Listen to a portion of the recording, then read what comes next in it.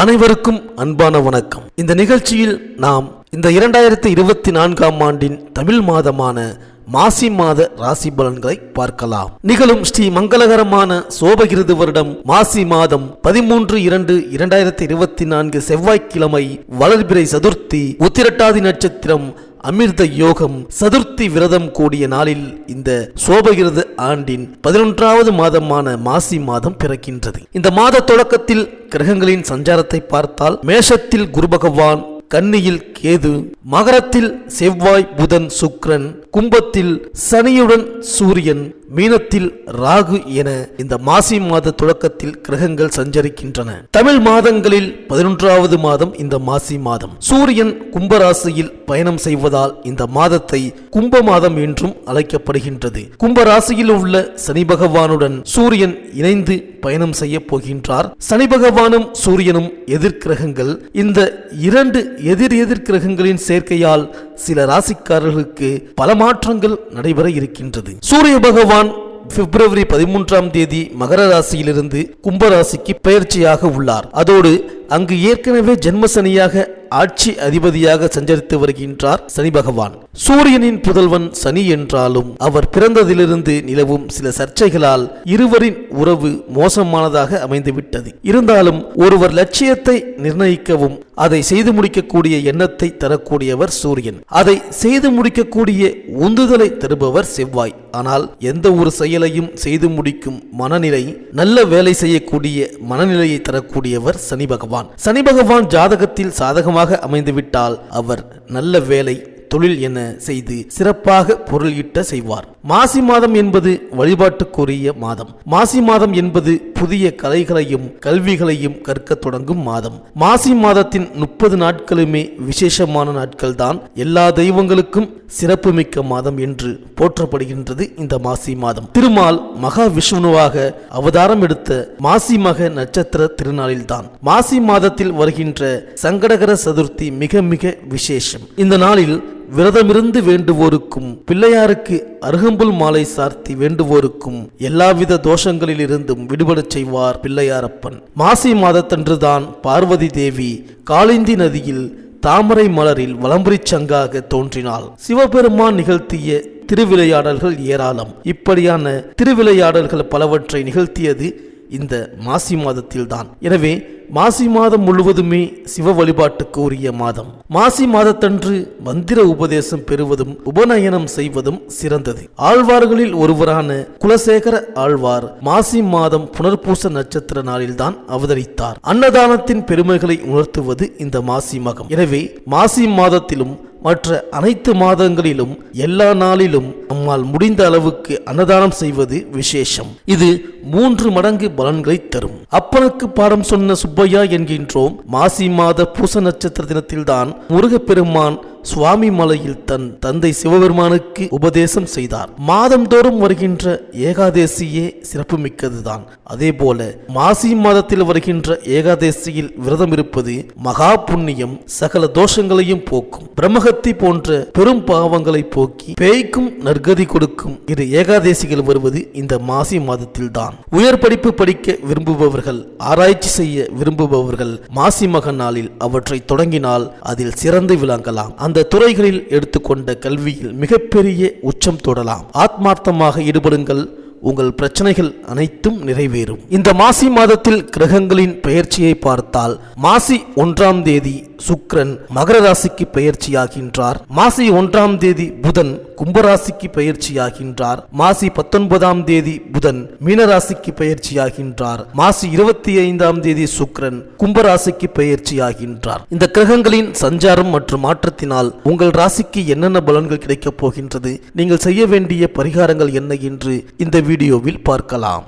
குரு பகவானை ராசிநாதனாக கொண்ட மீனராசி அன்பர்களை, இந்த மாசி மாத கிரக நிலைகளை ஆராய்ந்து பார்க்கும் பொழுது கிரக நிலைகள் ஒரு பக்கம் நன்மைகளை வழங்கக்கூடிய அமைப்பிலும் மற்றொரு பக்கம் மன இறுக்கத்தையும் மிகப்பெரிய செலவுகளையும் புதிய நபர்களால் விரயங்களையும் ஏற்படுத்தக்கூடிய சூழலும் சஞ்சாரம் செய்கின்றன. ஆனாலும் எந்தவித பாதகமும் இல்லாமல் தான் இந்த மாதம் நகரப்போகின்றது. மாத தொடக்க நேரத்தில் உங்கள் ராசிக்கு 12இல் சூரியன் சனி சேர்க்கையும் ராசிக்குள் ராகுவும் ராசிநாதன் குரு 2ஆம் இடத்தில் நிற்பது அற்புதமான உயர்வு, அதிர்ஷ்டம் அதிர்ஷ்ட அமைப்பு.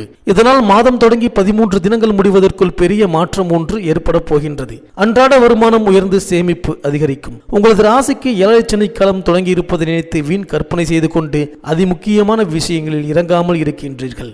இதனை கைவிட வேண்டும்.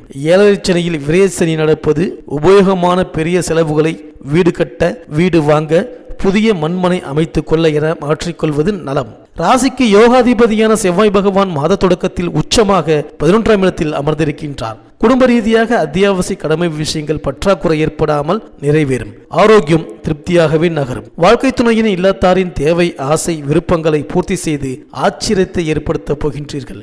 திருமண சுபகாரிய விஷயங்கள் சாதகமான முடிவை ஏற்படுத்தும். கொடுக்கல் வாங்கல் மற்றும் நாணய சம்பந்த பிரச்சனைகள், சிக்கல்கள் தீரும். வெளியூர், வெளிமாநில, வெளிநாட்டு தொழில் முதலீடு, வியாபார திட்டங்கள் திட்டமிட்டபடி நிறைவேறும். விசேஷ உயர்வு சம்பவங்களும் எதிர்பாராத பணவரவுகளும் கைக்கு வரும். பொன்பொருள், ஆடை ஆபரண சேர்க்கைகளும் சொத்துப்பத்து சேர்க்கைகளும் ஏற்படும்.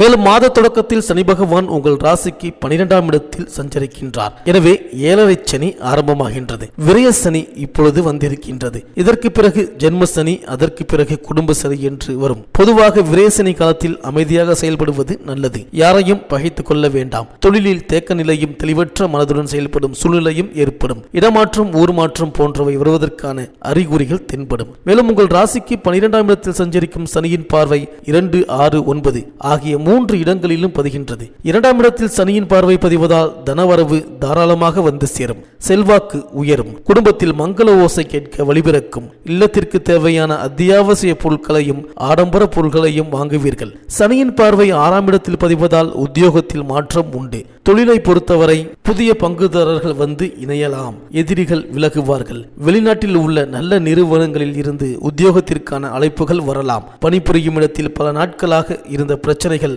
நல்ல முடிவிற்கு வரும். சனியின் பார்வை 9ஆம் இடத்தில் பதிவதால் பெற்றோர் வழியில் பிணக்குகள் ஏற்பட்டு பிறகு இணக்கம் வரும். இழந்த சொத்துக்களை மீண்டும் பெற வாய்ப்பு உண்டு. பூர்வீக சொத்துக்களை விற்றுவிட்டு புதிய இடம் வாங்கி மனை கட்ட வேண்டும் என்ற ஆர்வம் கைகூடும். தேவைகள் பூர்த்தியானாலும் கூட சில சமயத்தில் மனக்குழப்பம் அதிகரிக்கும். தந்தை வழியில் இருந்த விரிசல் அகலும். மேலும் மாத தொடக்கத்தில் சனி பகவான் செவ்வாயின் சாரத்தில் சஞ்சரிப்பார். இதனால் சகோதர சச்சரவுகள் அகலும். பாக பிரிவினைகள் நல்லபடியாக முடியும். துணிவும் தன்னம்பிக்கையும் கூடும். தொழில் ரீதியாக எடுத்த புது முயற்சிகளில் வெற்றி கிடைக்கும். அனுபவம் மிக்கவர்களின் ஆலோசனைகள் தக்க விதத்தில் கை கொடுக்கும். வீடு கட்ட வேண்டும், கட்டிய வீட்டை பழுது பார்க்க வேண்டும் என்று நினைத்தவர்களுக்கு இப்பொழுது கைகூடும். தொழில் பங்குதாரர்கள் விலகினாலும் புதிய பங்குதாரர்கள் வந்து இணைவார்கள். பொருளாதார நிலை உயரும். புதிய வாகனங்கள் வாங்கி மகிழ்வீர்கள். மேலும் 22/2/2024 முதல் 14/3/2025 வரை சனி பகவான் ராகுவின் சாரத்தில் சஞ்சரிப்பார். இதன் காரணமாக தொழில் வியாபாரம் சிறப்பாக நடைபெறும். நிதி நிறுவனங்களின் மூலம் தொழில் வளர்ச்சிக்கு உதவிகள் கிடைக்கும். நீண்ட கால திட்டங்கள் நிறைவேறும். அலுவலக பணிகளில் இருந்த பிரச்சனைகள் ஒவ்வொன்றாக முடிவிற்கு வரும்.